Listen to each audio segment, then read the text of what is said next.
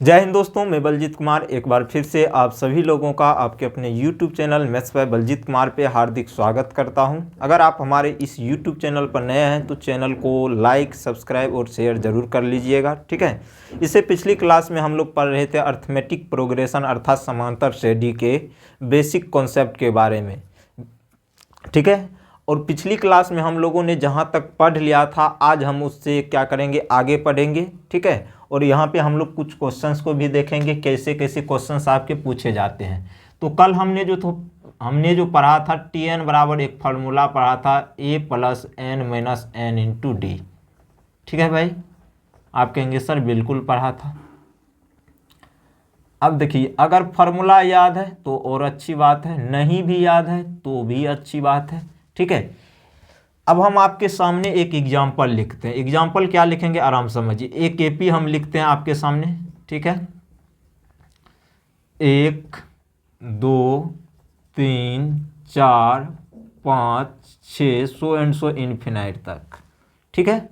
इसमें हम आपसे पूछेंगे हमें T10 का वैल्यू बताएं, मतलब इस एपी का 10वां पद और सार्वंतर हमें बताएं कि जो क्या होगा, ठीक है। इसमें क्या फाइंड करना है भाई, आपको एपी दिया गया है, इसमें आपको फाइंड करना है 10वां पद इस एपी का क्या होगा और उसके बाद सार्वंतर क्या होगा, ठीक है।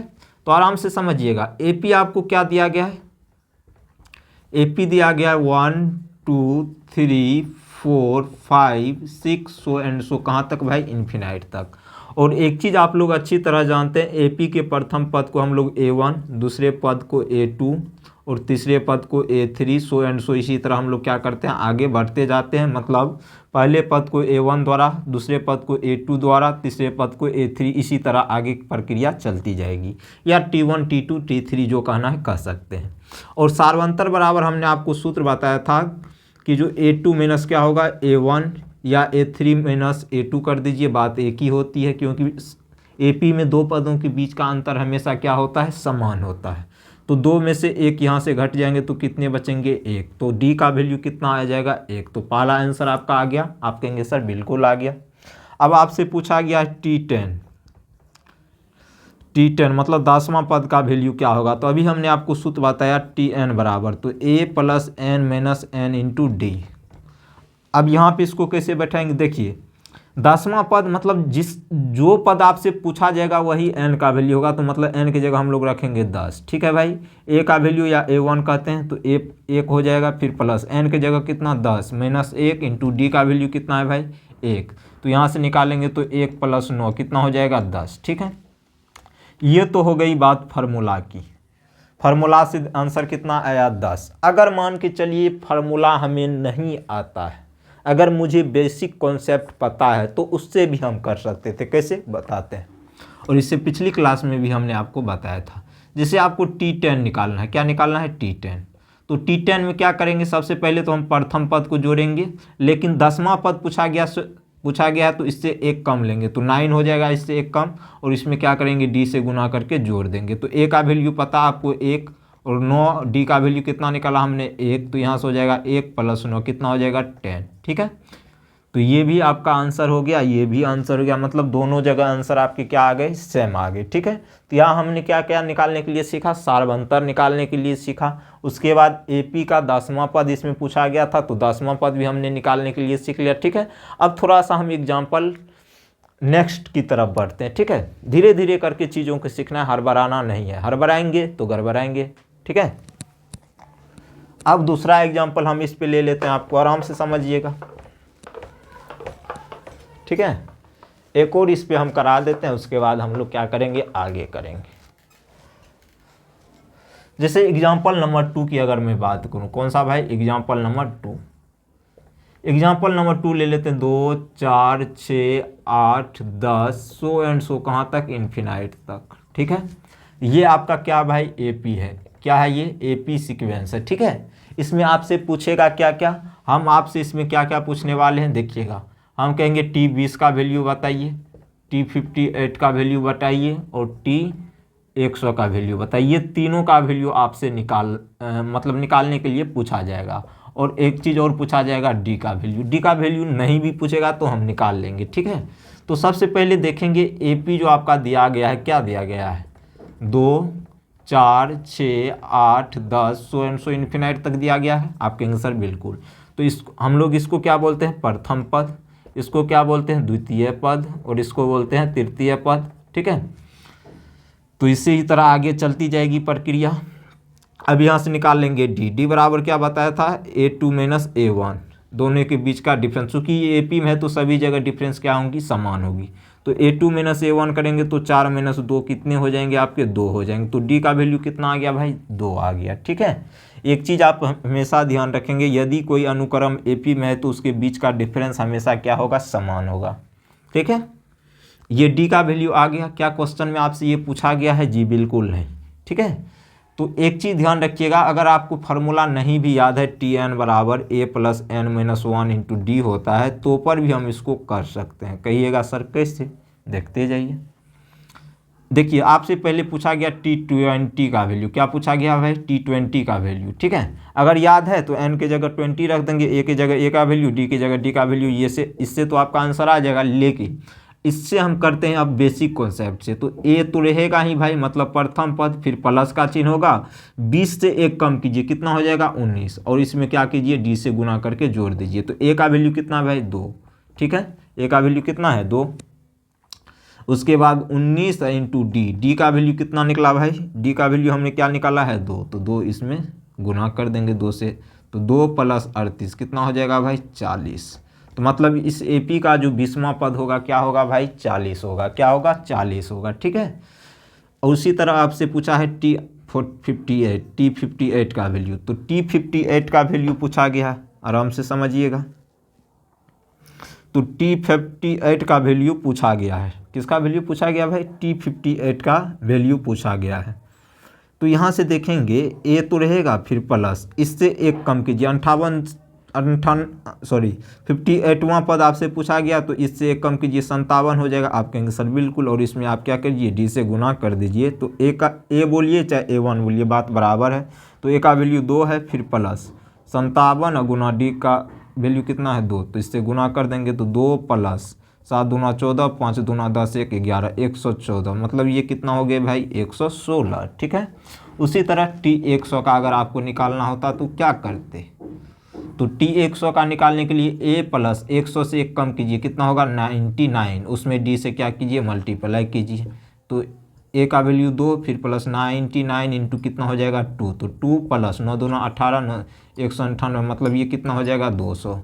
ठीक है, तो मतलब इस AP का जो होगा 20वां पद 40 होगा, 58वां पद कितना होगा, 116 होगा, और 100वां पद कितना हो जाएगा 200। ठीक है, और यहाँ पे हमने सीख लिया है कि जो अगर किसी AP का मतलब कोई AP आपको दिया हुआ हो तो उसमें हम कैसे, अगर पूछ देगा 12वां पद क्या होगा, 200वां पद क्या होगा, तब कैसे निकालते हैं। ठीक है, तो वो चीज़ हमने सीखा और सार्वंतर निकालने के लिए सीखा। ठीक है, ये सभी क्वेश्चंस आपके लिए क्या है, इंपॉर्टेंट है, क्लास 10th के एग्जाम के व्यू से भी और कॉम्पिटिटिव एग्जाम के व्यू के।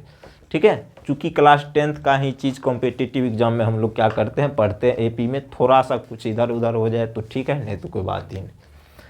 अब देखिए चलते हैं हम लोग नेक्स्ट पॉइंट की तरफ।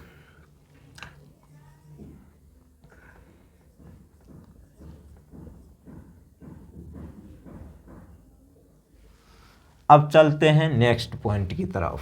ठीक है, अगर आपसे पूछ दिया जाए कि इसमें कितने पद हैं, मतलब n, देखिए हम यहाँ पे कोई AP लिखते हैं। ठीक है भाई, AP लिख देते हैं यहाँ पे, जैसे 2, 4, 6, 100 एंड 100 कहाँ तक लिख देते हैं, 40 तक। कहाँ तक भाई, 40 तक। ठीक है, तो ये कोई आपका क्या है भाई, AP है। क्या है, AP है। ठीक है, और इसमें हम पूछेंगे इसमें कितने टर्म है, इसमें क्या पूछेंगे भाई, पहला नंबर क्वेश्चन तो हम D का वैल्यू पूछेंगे, दूसरा नंबर पूछेंगे इस AP में कितने पद हैं, इस AP में कितने पद हैं, तब कैसे निकालेंगे, आराम से समझिएगा, कितने पद हैं। ठीक है, तो इसको कैसे निकालेंगे, आराम से समझिए। ये AP है 2, 4, 6, 100 एंड 100 कहाँ तक गया है, 40 तक। इसमें आपको फाइंड करना है इस AP में कितने पद है, यही ज्ञात करना है। आप कहेंगे सर बिल्कुल ज्ञात करना है। तो हमने आपको एक चीज़ बताया था, Tn बराबर जो फार्मूला होता है A + n - 1 इंटू क्या होता है, D होता है, यही होता है। आप कहेंगे सर बिल्कुल होता है। और हमने बताया था Tn जो सूचित करता है, किसको सूचित करता है, अंतिम पद को। किसको सूचित करता है, अंतिम पद को। ठीक है, अब यहाँ से हो जाती है काम समाप्त। तो A1 का वैल्यू क्या होगा भाई 2, जो AP का पहला पद, A2 का वैल्यू क्या होगा जो AP का दूसरा पद 4, और D का वैल्यू यहाँ से हो जाएगा A2 माइनस कितना A1, तो मतलब 4 में से 2 हो जाएगा तो 2 बचेगा, यही बचेगा। और Tn का वैल्यू कितना हो जाएगा भाई, Tn का वैल्यू 40, क्यों, अंतिमा पद इस AP का तो 40 ही है, ठीक है। और Tn बराबर फार्मूला हम लोग जानते हैं A plus n minus 1 into कितना भाई D। Tn का वैल्यू कितना है भाई 40, तो यहाँ पर रखेंगे 40। उसके बाद A1 बोलिए कि A बोलिए, तो 2 प्लस n का वैल्यू तो मुझे निकालना ही, तो n माइनस 1 इंटू D का वैल्यू कितना है 2। अब यहाँ से देखिए ये 40 बराबर हो जाएंगे 2 प्लस 2n माइनस कितना भाई 2, ये और ये कैंसिल, ठीक है। तो यहाँ से 2n बराबर हो जाएंगे कितने भाई 40, तो n का वैल्यू किसके बराबर हो जाएंगे 20 के बराबर। तो अर्थात इस AP में जो है कितने पद हैं 20 पद, ठीक है। कुछ भी नहीं है, ये सब क्वेश्चन सिर्फ देखने में आपको मतलब थोड़ा सा डिफिकल्ट लगता है, लेकिन इसमें कुछ भी नहीं, यकीन मानिए एक बार आप चीज़ों को समझ जाएंगे तो AP में आपको दिक्कत नहीं। आपको कोई AP दिया गया था तो वहाँ पे हमने आपसे पूछा D का वैल्यू क्या होगा और इस AP में कितने पद हैं वो आपसे हमने पूछा, ठीक है। तो ये अगर भाई हमने आपसे पूछ दिया, ये AP दिया गया है, सार्वंतर क्या होता है AP में, किसी भी दो पद का बीच का डिफरेंस देखेंगे लगातार दो पदों के बीच का, तो क्या होता है समान होता है। तो यहाँ से D का वैल्यू हमने निकाला 2, और ये जो होता है 40 किसको डिनोट करता है Tn को, मतलब अंतिम पद को हम लोग क्या बोलते हैं Tn बोलते हैं, क्या बोलते हैं भाई Tn, ठीक है। तो अंतिम पद को हम लोग क्या बोलते हैं Tn, तो Tn का ही वैल्यू आपको क्वेश्चंस में दिया गया था कितना भाई 40, तो Tn बराबर फार्मूला ये होता है, आप कहेंगे सर बिल्कुल होता है, ठीक है। अगर देखिए बेसिक से भी बना सकते हैं, उसमें कोई दिक्कत नहीं, देखिए आराम से। तो 40 ये हो गया 2 प्लस n माइनस 1 इंटू ये इस पर हमने बैठा दिया, तो यहाँ से हल करके आया 20। अगर बेसिक की हम बात करते हैं, आराम से समझिए, बेसिक भी इसका होता है। जैसे अभी आपको पता है ये Tn का वैल्यू कितना है 40 है, ठीक है भाई। Tn को हम क्या लिख सकते हैं, Tn निकालने के लिए a प्लस जितना मतलब nवां पद आपसे पूछा गया तो n माइनस 1 इंटू में से D से गुना करते, तो ये इसी का तो वैल्यू आता है। ये नंबर में 40 है, लेकिन रियल में ये कितना है a plus n minus 1 into D, दोनों बराबर हो जाता तो पर भी आंसर आपके सेम ही आते, ठीक है। फार्मूला भी हमने बता दिया ये कहाँ से बनता है। अब आपकी मर्जी, आप इसको किस तरह से देखते हैं, किस नज़रिया से देखते हैं, कितना संयम अपने ऊपर बरतते हैं, ये सभी चीज़ें मायने रखती है इस सब में, ठीक है। तो ये रहा किस कंडीशन में, जब AP में आपको डिफरेंस पूछा जाए, मतलब सार्वंतर पूछा जाए, और मतलब इस AP में कितने पद हैं वो पूछा जाए, ठीक है भाई। आप कहेंगे सर बिल्कुल ठीक है। अब चलते हैं हम लोग आगे, क्या चलते हैं आगे, देखते हैं क्या होता है, ठीक है। आगे हम लोग सीखेंगे बहुत ही मज़ेदार कॉन्सेप्ट, ठीक है। ऐसे ही हम लोग कॉन्सेप्ट सीखते जाएंगे आगे, ठीक है। और कोई भी क्वेश्चंस आप AP का करेंगे तो उसमें कहीं भी कोई परेशानी नहीं होगी, यकीन मानिए, ठीक है। अब थोड़ा सा टाइप हम आपका चेंज करते हैं। जैसे क्वेश्चन हमने आपसे ये कह दिया, क्वेश्चंस क्या कहा भाई, क्वेश्चंस ये कहा कि T4 यदि T4 बराबर है कितना भाई 9 और T5 बराबर है आपको कितना 16, समझिएगा। तो हम इसमें आपसे पूछेंगे क्या D का वैल्यू बताएं, मतलब सार्वंतर का वैल्यू क्या होगा वो हमें बताएं।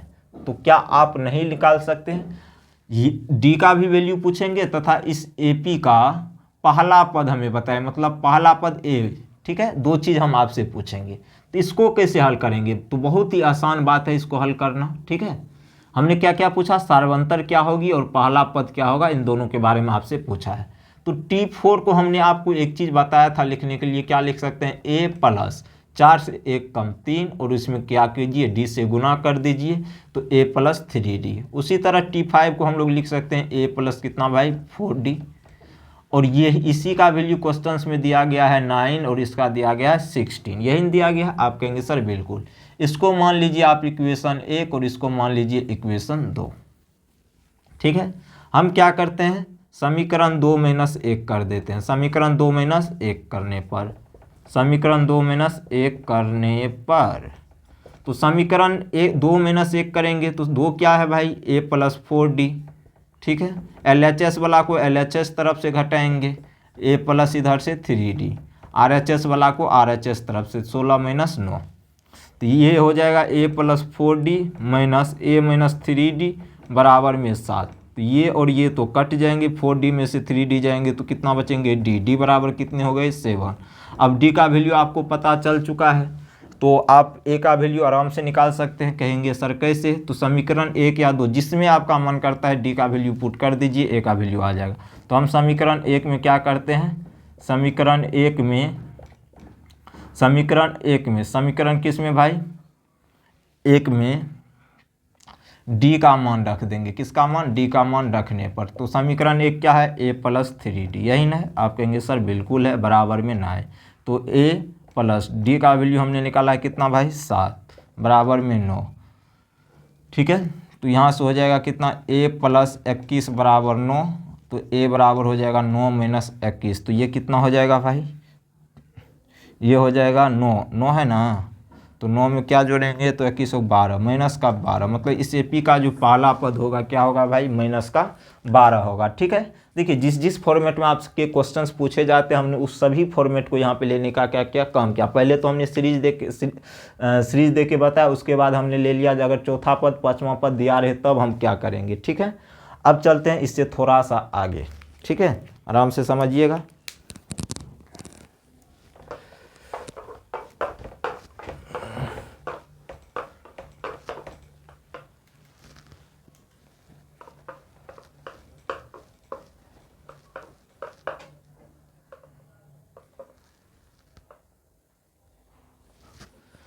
अब हम बात करते हैं SN बराबर फार्मूला की। हमने एक आपको फार्मूला पढ़ाया था, SN बराबर n/2 × 2a + n - 1 × d, ये पढ़ाया था। आप कहेंगे सर बिल्कुल पढ़ाया था, ठीक है।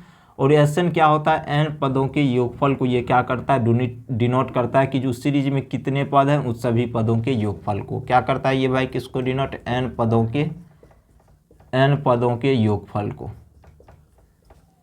ये क्या करता है, डिनोट करता है, ठीक है। अब इसका हम यूज़ सीख लेते हैं। अब बहुत इंपॉर्टेंट बात एक चीज़ आप लोग सीखेंगे, आप लोगों ने बचपन में पढ़ा होगा कि लगातार n तक के प्राकृत संख्या का योगफल जो होता है n × n + 1/2 होता है, पढ़ा था आपके बिल्कुल। अब उसी को हम यहाँ पे आपको क्या करेंगे, प्रूव करके बताएंगे, ठीक है। सबसे पहले कॉमन वाली बात समझिए, जैसे हमने आपको एक AP दे दिया 1 2 3 4 5 6 सो एंड सो 10 तक, ठीक है। तो इसमें तो आपको पता ही है। सबसे पहले देखिए इसमें A1 का वैल्यू क्या होगा, 1 होगा। A2 का वैल्यू क्या होगा भाई, 2 होगा, ठीक है। D का वैल्यू हो जाएगा A2 - A1, ठीक है। A2 - A1 यही होगा। आप कहेंगे सर बिल्कुल हो जाएगा। तो A2 - A1 कितना होता है भाई, 2 में से 1 जाएगा तो 1, तो मतलब D का वैल्यू आ गया 1, ठीक है।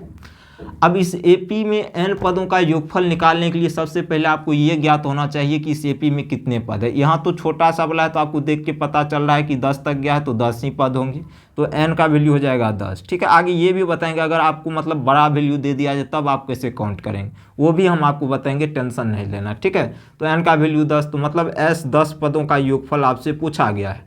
तो SN बराबर फार्मूला क्या होता है, n/2, तो 10 बटे क्या हो जाएगा 2, फिर 2a का वैल्यू क्या है भाई 1, फिर प्लस n - 1 × d, मतलब 10 - 1 इंटू क्या हो जाएगा d का वैल्यू कितना है भाई 1, हमने निकाल लिया। आप कहेंगे सर बिल्कुल, तो ये हो जाएंगे कितने 5, फिर प्लस 2 + 9 में गुना 1 हो जाएगा, बस। ये कितने हो जाएंगे भाई 9 × 2 = 11, और 5 × 11 कितने होते हैं 55, कितने होते हैं 55, ठीक है।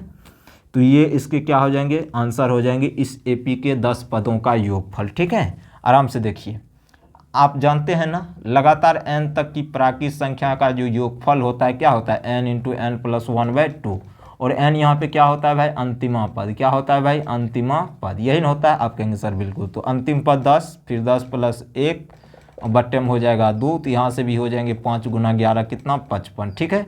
लेकिन अब जो हम लोग पढ़ेंगे ये तो हमने आपको बेसिक बताया, ठीक है, ऐसे ही हम आपको बताएंगे। लेकिन अभी हम सबसे पहले आपको ये प्रूफ करके बताते हैं ये आखिर आया कहाँ से, ये आया कहाँ से, ठीक है। अभी हम तुरंत आपको प्रूफ करके बताते हैं, धैर्य से बने रहिए।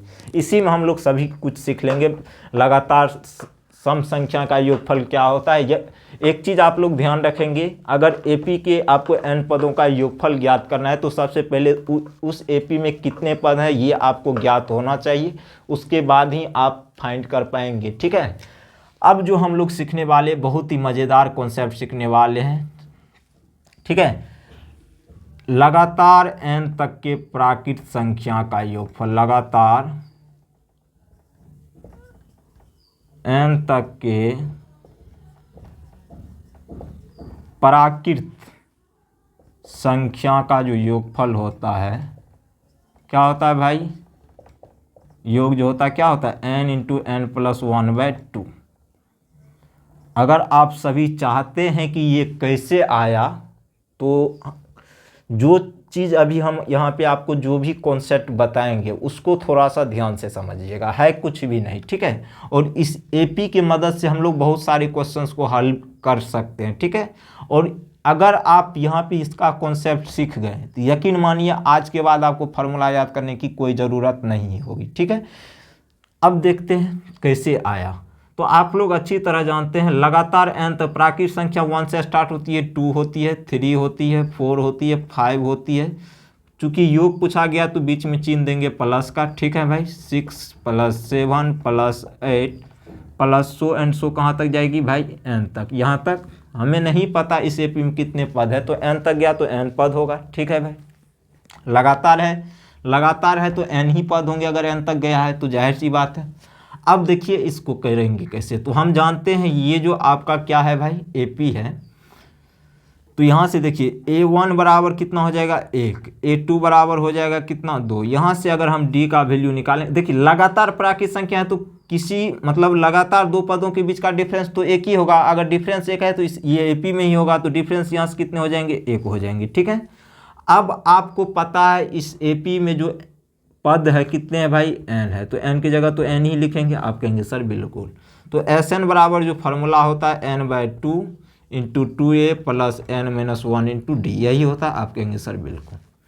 अब n की जगह भाई हम लोग n ही लिखने वाले हैं, 2a की जगह लिखेंगे 1, फिर प्लस n-1, उसके बाद होता है d, तो d का वैल्यू कितना आया 1, तो 1 से गुना, तो n/2 हो जाएगा, फिर 2 फिर प्लस इसको गुना करेंगे तो n-1 होगा कि नहीं। आप कहेंगे सर बिल्कुल होगा। तो अब n/2 हो गया, 2 में से 1 चल जाएगा, 1 प्लस n हो जाएगा।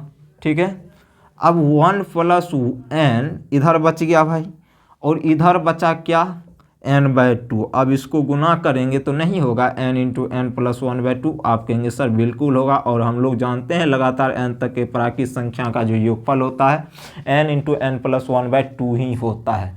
तो अब आपको ये चीज़ें समझ में आ गई होगी कि ये फार्मूला कहाँ से आया। ठीक है, इसी तरह हम एक इस पे एग्जाम्पल आपको देखकर दिखाते हैं। ठीक है, और उसके बाद जो आज की क्लास आपकी समाप्त करेंगे, उसके बाद हम लोग नेक्स्ट दिन पढ़ेंगे सम संख्या के बारे में। ठीक है, देखिए आपको काम क्या करना है, सिर्फ यहाँ पे आपको बने रहना है। कैसे क्या होता है सभी चीज़ आपको यहाँ पे बताए जाएंगे पॉइंट टाइप टू टाइप। ठीक है, अब देखिए जैसे अभी हमने प्रूफ करके बताया लगातार n तक की प्राकृत संख्या का योगफल वैसा क्यों होता है। अब इस पे हम एग्जांपल ले लेते हैं, 1 2 3 4 लगातार प्राकृत संख्या है। आप कहेंगे सर बिल्कुल है, सो एंड सो कहाँ तक भाई 100 तक। ठीक है, ये लगातार 100 तक प्राकृत संख्या का क्या है योग है।